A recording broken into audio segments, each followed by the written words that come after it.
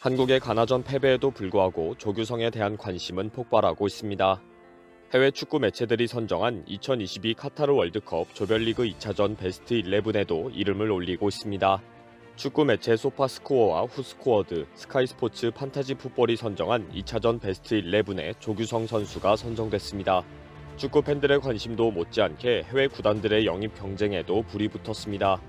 이영표의 인터뷰뿐 아니라 해외 매체에서도 이미 조규성 영입 경쟁이 치열해지고 있다라며 많은 구단의 움직임이 보도되고 있습니다. 해외 축구 매체에서도 조규성에 대한 기사가 늘어나고 있습니다. 이제는 조규성은 누구인가? 라는 제목으로 된 언론 보도가 해외에서 쏟아질 정도입니다. 조규성은 결혼을 했는가? 여자친구가 있는지 확인이 되지 않고 있다. 조규성의 SNS에는 여자친구 사진이 없는 것이 확인이 되고 있다. 조규성은 겸손하고 조심스러운 사람이기 때문에 여자친구를 숨기고 있을 수도 있다. 라는 것이 기사화되고 있습니다.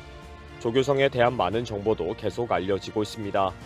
미국의 유명 패션 매거진 하이페이는 조규성에 대한 몇 가지 사실이라며 특별한 5가지 사실을 소개합니다. 그의 부모는 모두 운동선수였다며 아버지가 조기축구 동호회 회원이고 어머니는 프로 배구 선수 출신이라고 소개했습니다.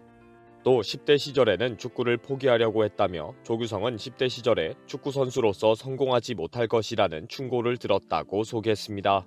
이후 조규성은 어머니에게 축구를 몇 달 더 해보고 포기할 것이고 축구를 그만두면 공무원 시험을 준비하겠다고 말했습니다.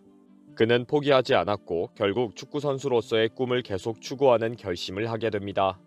그럼에도 그는 항상 최고의 축구선수로 인정받지 못했다며 또래에 비해 키가 작아서 대부분의 경기를 벤치에서 보내는 긴 시간을 보냈다고 합니다. 그리고 그는 처음에는 공격수가 아니었다는 사실을 소개합니다. 대학 시절까지 주로 수비형 미드필더로 활약을 했고 공격수로 인정받기 전까지 항상 벤치 신세였다고 합니다. 그러나 조금씩 스트라이커로 활약하면서 다재다능한 공격수로 되었고 나중에는 결국 전북현대와 계약하기 전에는 안양FC의 핵심 선수가 되었다고 소개합니다. 결국 조규성은 아시아인 최초로 월드컵 한 경기에서 2개의 헤딩골을 터뜨린 선수가 되었다고 소개했습니다. 특히 이런 기록을 단 3분 만에 세웠다고 덧붙였습니다. 한국과의 일전을 앞두고 있는 포르투갈의 일간지 푸블리코는 조규성을 심층 분석하는 기사를 내놓았습니다. 조규성 한국의 미남 센세이션 직전이라는 제목의 기사에서 소셜 네트워크의 아이콘이 월드컵 경기장에서 스타로 떠올랐다며 이 한국 공격수는 금요일 경기에서 포르투갈의 최대 위협이 될 것이라고 언급했습니다. 조규성의 성장 과정을 소개하고 과거 한국 언론과 한 인터뷰 내용까지 실었습니다. 그러면서 조규성이 프로축구 선수가 되지 않았다면 패션 모델이 되었을 것이라고 소개했습니다.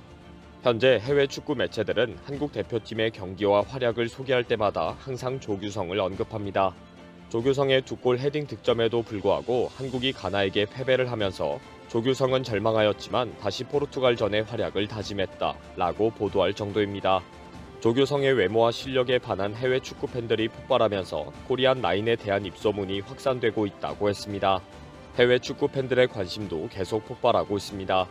예전 조규성의 모습을 찍은 직캠 영상은 700만 조회수가 넘었고 가나전에서 첫 득점 후 혀를 내민 모습까지 화제가 되고 있습니다.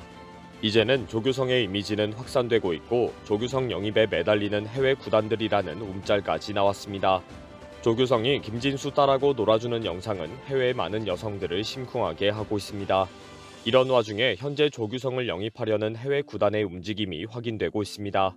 이영표가 언급한 유럽의 좋은 팀이라는 불특정 구단뿐 아니라 터키의 페네르바체와 스페인의 발렌시아까지 영입 경쟁에 뛰어든 것으로 알려지고 있습니다.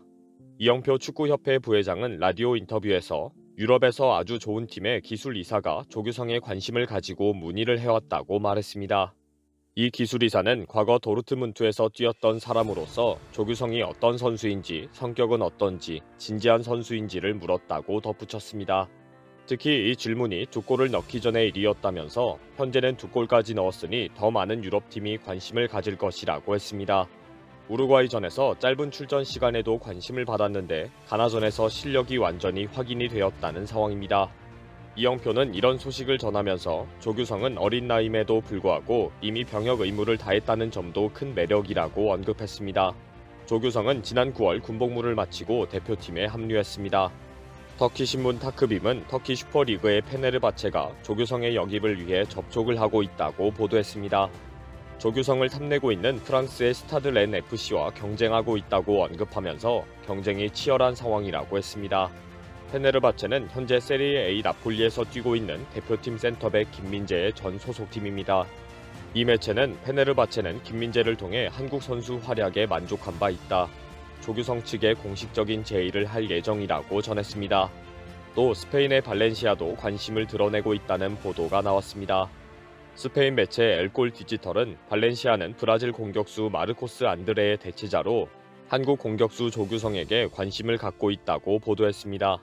발렌시아는 이강인의 전 소속 구단입니다. 발렌시아는 지난 시즌 이강인을 마요르카로 이적시킨 것에 큰 후회를 하고 있다고 알려졌습니다. 피터림 구단주가 구단 유스팀에서 성장한 이강인을 이적료 한 푼 받지 않고 마요르카로 내줬기 때문입니다. 그리고 안드레를 이적료 850만 유로 5년 계약으로 데리고 왔지만 겨우 백업 스트라이커로 뛰면서 시즌 29경기 한 골에 그치고 있습니다. 반면 이강인은 이번 시즌 마요르카의 핵심 공격수로 자리 잡았고 2골 3도움을 기록 중에 있습니다. 엘골 디지털은 피터림 구단주는 같은 실수를 저지르지 않을 계획이다. 수뇌부는 조규성 영입 지시했다. 라고 보도했습니다. 그러면서 포르투갈전에서 또 다른 득점을 하고 한국이 16강에 진출하게 된다면 조규성의 몸값은 치솟게 될 것이라고 지적했습니다. 현재 조규성은 2025년까지 전북과 계약돼 있어서 조규성의 유럽행을 원할 경우 구단 역대 최고 이적료를 경신할 가능성이 있습니다. 역대 최고 이적료는 2019년 김민재가 중국 베이징 고안으로 둥지를 옮길 때 발생한 800만 달러입니다. 한국 대표팀은 리그 마지막 경기로 포르투갈전을 앞두고 있습니다. 한국은 반드시 포르투갈을 이겨야 16강 진출의 기적을 이룰 수 있는 상황입니다. 포르투갈도 브라질과의 16강 대결을 피하기 위해 전력으로 한국과 맞설 것으로 알려졌습니다. 그러나 한국 대표팀 주축 선수들의 몸 상태가 완전치 않습니다. 안화 골절상을 안고 카타르에 온 손흥민은 장점인 스피드를 살리지 못해 상대 수비진 공략에 애를 먹고 있습니다. 마스크 주변에 땀이 계속 흘러내리면서 정확한 타격이 어렵다는 이야기도 나오고 있습니다. 수비의 핵 김민재도 우루과이전에서 입은 장단지 부상으로 스피드가 확연히 떨어진 모습을 보이고 있습니다. 게다가 벤투 감독이 가나전 직후 퇴장을 당해 포르투갈전 벤치에 앉을 수 없다는 점도 대형 악재이기도 합니다. 결국 한국 대표팀은 스트라이커 조규성의 골 결정력에 희망을 걸어야 합니다.